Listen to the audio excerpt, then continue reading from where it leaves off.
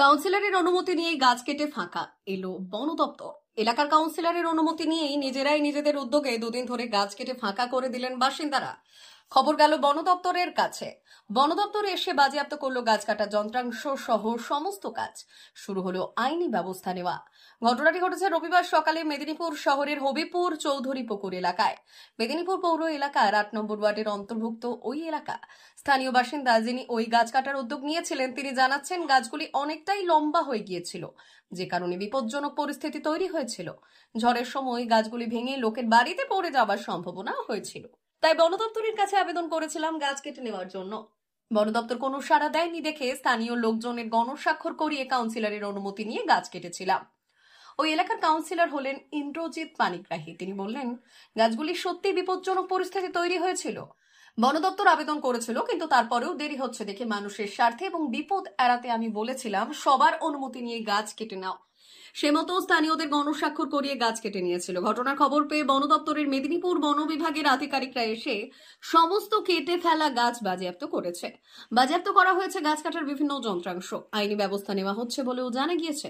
তবে এই ঘটনায় বিজেপি জেলা শহর সভাপতি ডক্টর শঙ্কর গোছাই জেলা শাসক সহ মুখ্যমন্ত্রীর দপ্তরে পর্যন্ত ইমেইলে অভিযোগ জানিয়ে দিয়েছেন। তার দাবি, চৌধুরী পুকুর পাড় এলাকায় প্রমোটিং এর জন্য তৃণমূলের কাউন্সিলরের সহযোগিতায় এই গাছ কাটা হয়েছে। এটা একটা বড় ষড়যন্ত্র ও পরিকল্পনা রয়েছে। প্রশাসন ঘুমোচ্ছে, তাই তৃণমূলের নেতারা এই কাজ করেছে। দেখুন, গাছ কাটাটা আমরা আমরা সমর্থন করি না। কারণ গাছে যে অক্সিজেনটা পাই এবং গাছ কাটলে যে অসুবিধাগুলো আমরা ফিল করি, সেটা সত্যিকারের পরিবেশ রক্ষা যাতে পরিবেশের যাতে ক্ষতি হয়, সেই জন্য আমরা গাছ কাটা কোনোভাবে অ্যালাউ করি না। কিন্তু এখানে আমরা এসে যেটা জানতে পেরেছি বা দেখেছি, এখানকার এলাকার মানুষ যেভাবে আমাদেরকে বারংবার জানিয়েছে যে আমরা বিপজ্জনকভাবে আছি, রাত্রেবেলা আমরা ঘুমাতে পারছি না, আপনি একটা কিছু ব্যবস্থা করুন।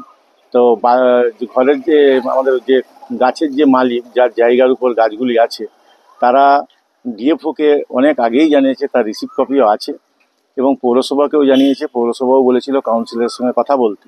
তো যাই হোক, এখানকার এলাকাবাসী, তাদেরকে আমি বলেছিলাম, দেখুন, আমি গাছ কাটার অনুমতি এভাবে দিতে পারি না, কিন্তু আমি একটা জিনিস আমরা বলতে পারি, এলাকার মানুষ যদি অসুবিধার মধ্যে থাকে, তারা যদি লিখিতভাবে আমাকে জানায়, তাহলে আমি বিষয়টা দেখব।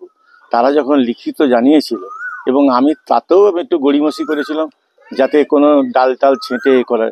তারপরে সেই 2-1 দিন আগে যে ঝড়টা হলো, সেই ঝড়ে তারা খুব অসুবিধা ফিল করেছিল। আমাকে রাতেবেলাও ফোন করেছিল, আমাকে ডেকেছিল, আমি এসে কথা বলে গেছি। তারপরে যখন দেখলাম যে বিপজ্জনক, আমি বাড়ির মালিককে বললাম যে দ্রুত এটা কাটার ব্যবস্থা করুন। এলাকাবাসী জানিয়েছে, তারা লিখিতভাবে দিয়েছে। তাহলে লিখিতভাবে যদি দেয়, তাহলে সেক্ষেত্রে আমি কেনই বা প্রতিবাদ করব? কারণ সেক্ষেত্রে আমি আগে দেখব যে মানুষের জীবনহানি যাতে না ঘটে, তাদের বাড়িঘর যাতে ভেঙে না পড়ে।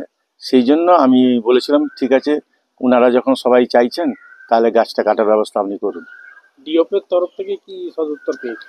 ডিএফও তাদের অমত জানায়নি, কিন্তু বিষয়টা দীর্ঘদিন ধরে লিঙ্গারিং করেছে। তার ফলে যে বাড়ির মালিক, তারও খুব একটা আগ্রহ ছিল না। তিনিও দেখছেন যে আমাকে যতক্ষণ না পারমিশন দেয় ততক্ষণ আমি কিছু করব না। কিন্তু আমাদের যেটা মূল বক্তব্য ছিল, পারমিশনও দরকার আর এলাকাবাসীর সুবিধা অসুবিধা দরকার। সেই জায়গায় দাঁড়িয়ে যখন এটা লিঙ্গারিং হচ্ছে এবং এখানকার মানুষজন যখন বিপদগামী, সেই জায়গায় দাঁড়িয়ে আমাকে বলতে হয়েছে, দেখুন, এলাকাবাসী চাইছে, এগুলোকে কিন্তু আপনি করুন। তারা লিখিতভাবে দিয়েছে। ডিএফও সরাসরি কোনো পারমিশন দেয়নি, তারা রিসিভ করেছে জিনিসটা দেখবে বলে, এবং পৌরসভাকে জানিয়েছিল। পৌরসভার নো অবজেকশন চেয়েছিল। পৌরসভার চেয়ারম্যানের সঙ্গে কথা বলেছে। চেয়ারম্যান বলেছে যদি খুব বেশি অসুবিধা হয়, মানুষের অসুবিধা হয়, তাহলে কাউন্সিলরের সঙ্গে কথা বলে কাজ করুন। আমি ইন্দ্রজিৎ পানিগ্রাহী, এই ওয়ার্ডের কাউন্সিলর। সেই মোতাবেক আজকে কাটা চলছে, 2 দিন ধরে কাটছি, কারণ একদিনের পর সম্ভব নয়। তাই এই জায়গাটা হচ্ছে হবিপুর চৌধুরী পুকুর পাড়। না, এই বাড়িটা শুধু সমস্যা নয়, এখানকার সবগুলো বাড়িতে সমস্যা তৈরি হচ্ছে, সবগুলো বাড়ি। এবং এই বাড়ির সংলগ্ন যারা আছে, এখানে 18 জন সই করেছে, 18টা বাড়ির মালিক। এখানে বাড়ির যারা সংলগ্ন আছে, তারা হয়তো এফেক্টেড নয়, কিন্তু তারা বুঝতে পেরেছে রাত দুপুরে যদি এরকম ঘটনা ঘটে, সেক্ষেত্রে আমাদের এলাকার মানুষজনের ক্ষতি হবে, সেই বুঝে সবাই সই করেছে। গাছগুলো কাটার কারণ, গাছগুলো অতিরিক্ত লম্বা হয়ে গেছে, এবং এই যে সমস্ত বাড়ি, এই যে গাছ ভেঙে পড়ছে, দেখুন সেদিকে ভেঙে পড়েছে, এই বাড়িতে যদি কারো গাছ পড়ে, ইনারা যে বাড়িতে গাছ পড়লে বাড়ি যদি আমার ভেঙে যায়, মানুষ যদি মারা যায়, মানুষের তার জীবনে আমি তো মানুষের ফিরিয়ে দিতে পারবো না, এই ক্ষতি আমি তো মানুষের ইয়ে করতে পারবো না। হ্যাঁ হ্যাঁ, ডিওপোর পারমিশন? হ্যাঁ, ডিএফকে আমি চিঠি দিয়েছি, ডিএফকে আমার রিসিভ কপি করা আছে। তারপরে কাউন্সিলর সাহেব এসেছিলেন, উনি বললেন যে এগুলো মানুষের পাড়ার এলাকার ক্ষতি হবে, মানুষজনের ক্ষতি হবে, বাড়ি ভেঙে গেলে মানুষের যথেষ্টপূর্ণ ক্ষতি হবে, সেই জন্য আমরা, উনি বলেছেন আপনি কাটুন, উনি পারমিশন দিয়েছেন, উনি লিখে দিয়েছেন। হ্যাঁ, গাছ আমার লিখিত পারমিশন হয়েছে, আমি রিসিভ কপি আমরা দিয়েছিলাম, তার যে রিসিভ কপি আছে, ডিএফকে জানিয়েছি আমি। ডিওপো কোনো লিখিত পারমিশন দিয়েছে না, ডিএফও আমাকে লিখিত পারমিশন দেয়নি। ওনার নাম দিলীপ রায়। হবিবপুরের মেদিনীপুর মিউনিসিপ্যালিটির আন্ডারে হবিবপুরে ৮ নম্বর ওয়ার্ডে চৌধুরী পুকুর একটা বিখ্যাত পুকুর, এবং দীর্ঘদিন ধরে এই পুকুরের উপরে ওখানকার অনেক মানুষ নির্ভরশীল। কিন্তু আজকে দেখা যাচ্ছে তৃণমূলের সহযোগিতায়, ওখানকার তৃণমূলের কাউন্সিলের সহযোগিতায় পুরনো গাছগুলোকে কেটে বিক্রি করা হচ্ছে, এবং একটা দুটো গাছ নয়, অনেক গাছ অলরেডি চোরের মতো গিয়ে কেউ বা কারা কাটছে এবং সেটা বিক্রি করছে। এতে প্রমাণ করা যায় এবং আগামীতে প্ল্যান করছে যে ওই চৌধুরী পুকুর পার্কে বিক্রি করা হবে প্লট কেটে, অর্থাৎ প্রমোটারি রাজ। এটা ইমিডিয়েট যাতে বন্ধ হয় সেই জন্য আমি ডিএমকে মুখ্যমন্ত্রী দপ্তরে ইমেল মারফত অভিযোগ করেছি, এবং এখানকার পৌরসভা যিনি নাকের ডগায় সরষার তেল দিয়ে ঘুমায়, তাকে আমি অভিযোগ করছি যে আপনার নাকের ডগায় এই অবৈধ কাজ চলছে, কিন্তু পৌরসভা ফরেস্ট দপ্তর কি করছে? সেই জন্য এই অভিযোগের মাধ্যমে আমি বলতে চাই ইমিডিয়েট এই অনৈতিক কাজ বন্ধ হোক এবং ইমিডিয়েট স্টেপ নেওয়া হোক।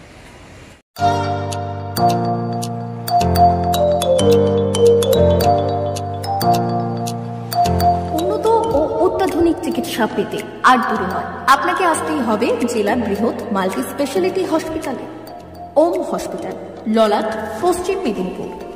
এখানে পাবেন 24x7 এমার্জেন্সি সার্ভিস।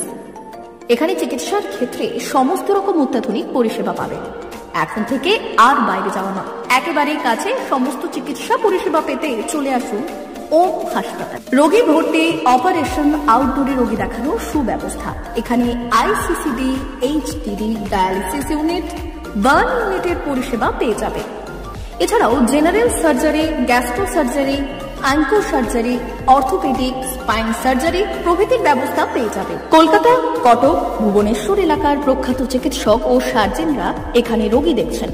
রোগীদের সুবিধার্থে 24 ঘন্টা চিকিৎসা পরিষেবার পাশাপাশি থাকছে 24 ঘন্টা অ্যাম্বুলেন্স পরিষেবা। উন্নত মানের যন্ত্র দিয়ে আল্ট্রাসোনোগ্রাফি, এক্স-রে ও রক্ত পরীক্ষার ব্যবস্থা রয়েছে। একই ছাদের তলায় সমস্ত রকম পরিষেবা পেতে চলে আসুন ওম হাসপাতালে। একটি বেসরকারি উন্নত মানের হাসপাতাল। প্রতিদিন থাকছেন অভিজ্ঞ চিকিৎসকেরা। চিকিৎসা করছেন doctor Ankit Agarwal, MBBS, MS, MCH, doctor Jagmohan Mishra, MBBS, MS, MCH, doctor SR Panda, MBBS, MS, ortho, doctor Adnan Rehan Khan, MBBS, MS, ortho, doctor Prasad Mondal, MBBS, MS, gyno, doctor Abhijit Sarkar, MBBS, MD, doctor S Tamili, MBBS, doctor Pathik Sit, MS, DNB, general surgeon, doctor Miraj Ali Khan, MBBS, DNB, general surgeon. অল্প খরচে সুচিকিৎসা পেতে চলে আসুন ওম হাসপাতালে। একেবারেই আপনার হাতের কাছে উন্নত মানের চিকিৎসা। এখানে স্বাস্থ্যসাথী কার্ডের সুবিধা রয়েছে। ললাট, পশ্চিম মেদিনীপুর। যোগাযোগ নম্বর 9333309195 অথবা 70